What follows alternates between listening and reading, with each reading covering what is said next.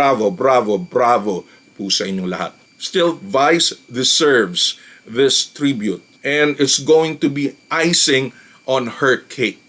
All were massive, big hits. Pinayaman niya ang Star Cinema at saka na ang Viva Films. Si Vice Ganda, this is really nothing compared sa mga iba pang karumal-dumal na nangyayari sa television. Magplaplastikan ba sila ng konti? Ano kaya ang pag-uusapan nila? Lalo na kung ilagay sila sa isang table, ha? Ikaw nga paglalagay ka ng lubid. Parang mas gusto to sa Popeyes, ha? Miss Chicha is waking up.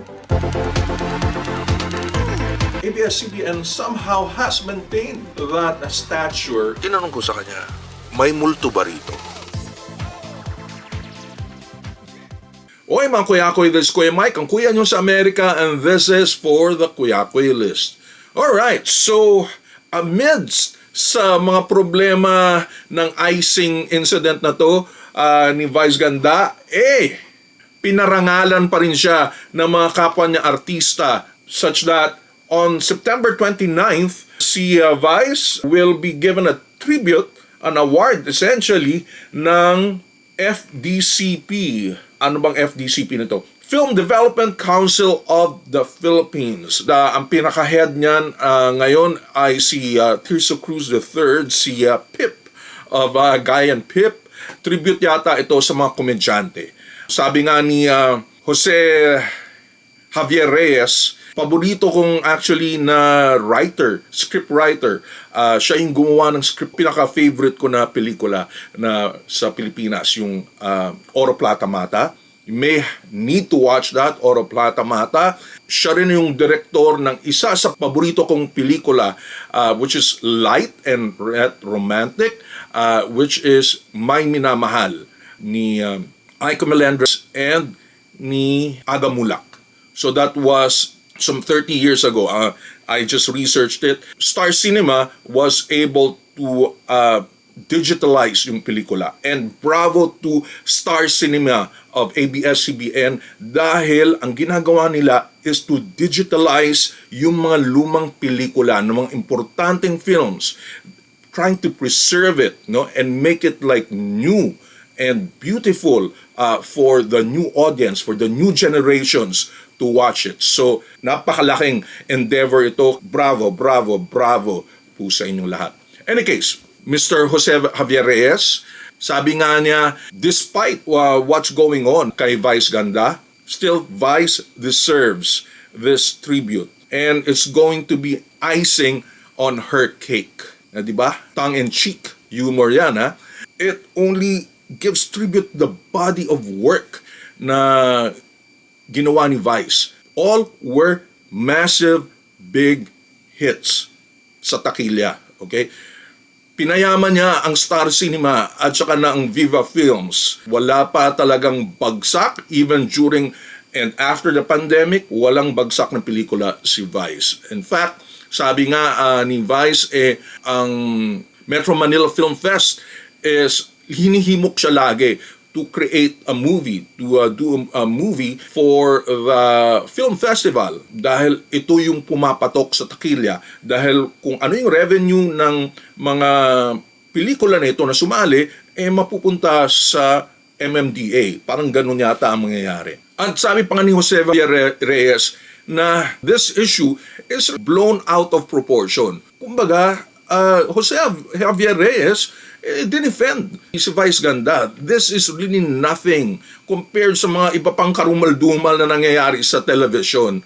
Ang interesting lang talaga rito is among the mga bibigyan ng tribute o parangal this coming September 29th ay sila Ai de las Alas and who else? Si Eugene Domingo, Michael V.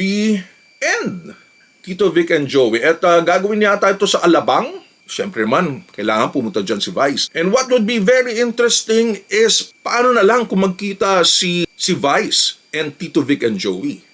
Vic Soto, I don't think may problema si Vice and Vic Soto.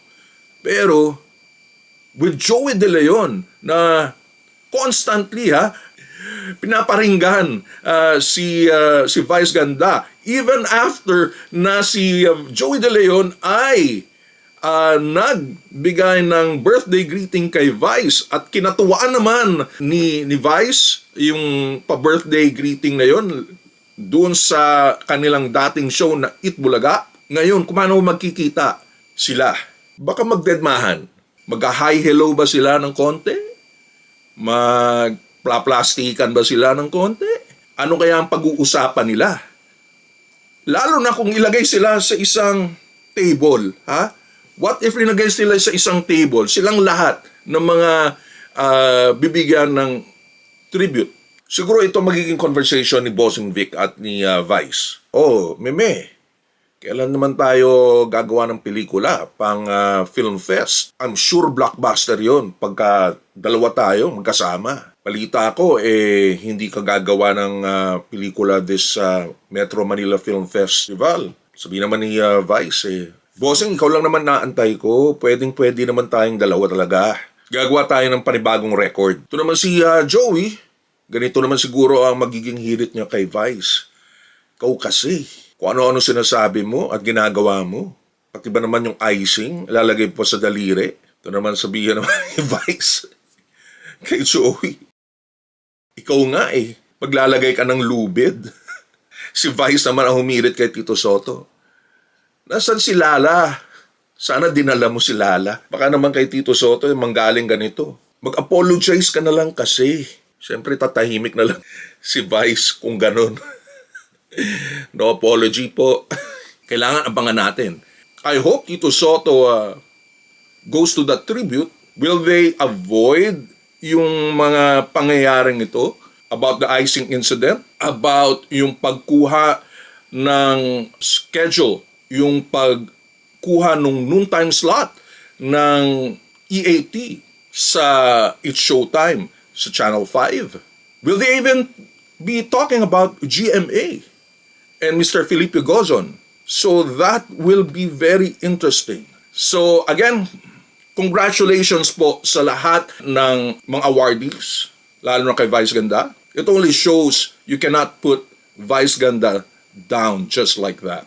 Alright. So, ito po si Kuya Mike of the Kuya Koy List. It's a brands, branding, and shopping channel for the global Filipino. Subscribe po kayo sa ating channel and click on that notification bell. Ito po si Kuya Mike, ang malamang nakaisa-isa at kauna-unang affiliate marketer na Filipino-American for online stores here in the United States. Ang Kuya sa Amerika for the Kuya Koy List.